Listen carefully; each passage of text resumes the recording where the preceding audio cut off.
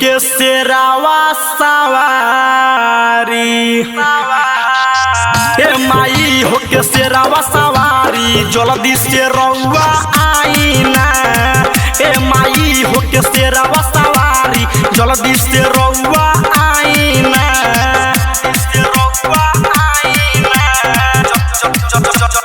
जल्दी से रउआ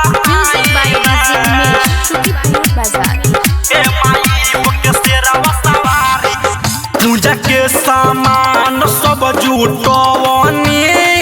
घिउआ से दिया ना जरवनी पूजा के सामान सब जुटवनी घिउआ से दिया ना जरवनी घिउआ से दिया ना जरवनी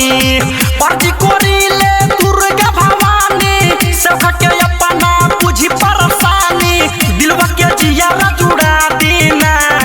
दिलवा के जियारा जुड़ा देना ए माई होके शेरावा सवारी ए माई होके शेरावा सवारी जल्दी से रउआ आईना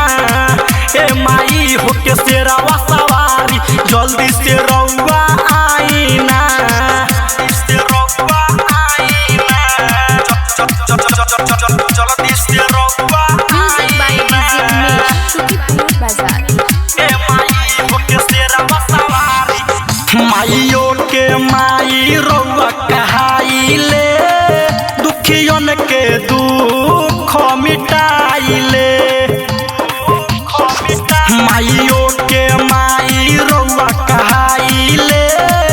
दुखियन के दुख मिटाइले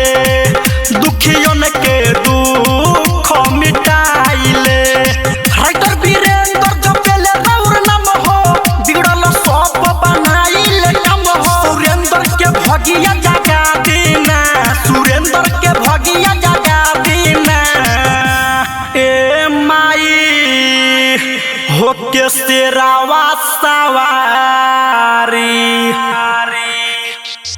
ए माई होके शेरावा सवारी जल्दी से रउआ आईना